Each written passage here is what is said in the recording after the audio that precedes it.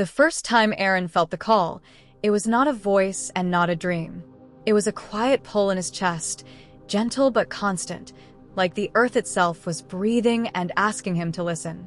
He lived in a crowded city where buildings touched the sky and time moved too fast, yet his heart often felt misplaced, as if it belonged somewhere older, somewhere alive.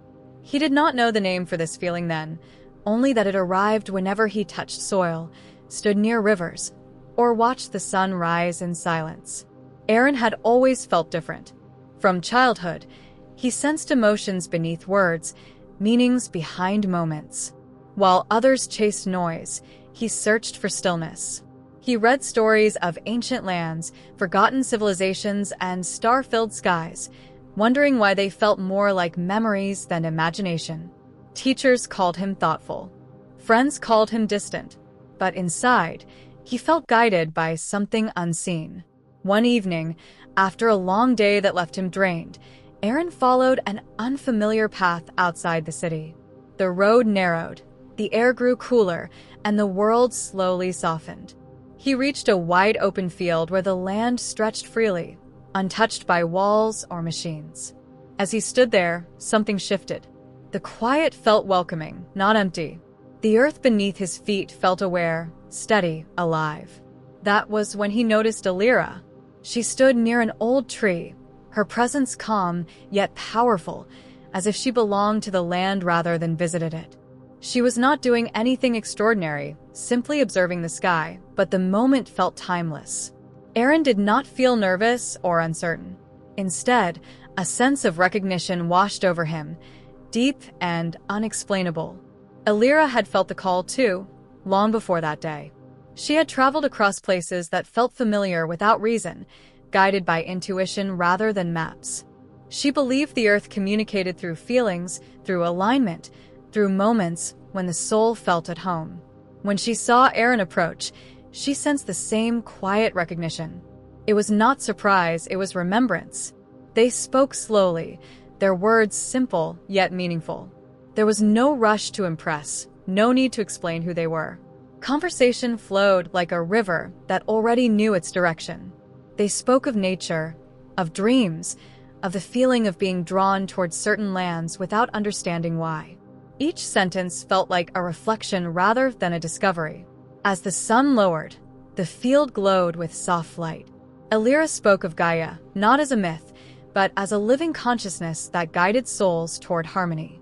She believed some were connected not only to the earth, but also to the stars, carrying wisdom meant to heal and restore balance. She called them starseeds. Aaron listened, feeling a quiet truth settle within him. He had never heard his inner world described so clearly. He did not feel disbelief. He felt relief.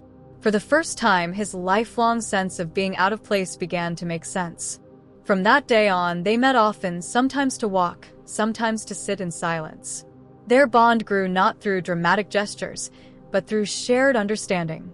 They learned that love did not always arrive loudly.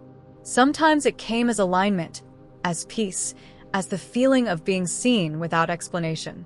Together, they explored forests, coastlines, and quiet hills. Each place revealed something new, not only about the land, but about themselves. They felt stronger near mountains, calmer by water, clearer under open skies. The earth responded to their presence, or perhaps they were finally responding to it. Alira taught Aaron to listen, to the wind, to his breath, to the subtle signals of his own energy. Aaron taught Alira patience, grounding, and trust in the present moment. Their love was not dependent on possession or expectation. It was rooted in purpose. There were moments of doubt. Aaron wondered if following this path meant leaving behind the life he knew. Alira questioned whether the call would ever quiet. But each time uncertainty arose, the earth offered reassurance, a sunrise, a sudden calm, a feeling of rightness that needed no logic. One night, under a sky filled with stars, they felt the message clearly. It was not spoken, yet unmistakable. They were not meant to escape the world, but to walk within it differently. Their love was not only for each other, it was a shared devotion to healing, understanding, and balance. they realized that Gaia did not call starseeds to a single location but to alignment, to places where the soul could breathe, to relationships that reflected truth, to lives lived with awareness. As seasons changed, so did they. Their bond deepened, not through promises, but through presence. They supported each other through quiet struggles and inner transformations.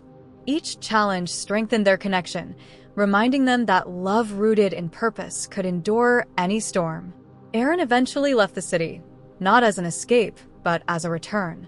Elira continued her journey, knowing paths could separate without breaking connection. They trusted the earth to guide them when needed, and it always did. Years later, they reunited in a place neither had planned to visit, yet both felt drawn toward. The meeting felt natural, like a circle closing gently. They had grown, healed, and learned, but the alignment remained. Standing together on open land once more, they understood the message fully. Love was not something to chase. It was something to remember. When the soul aligns with the earth,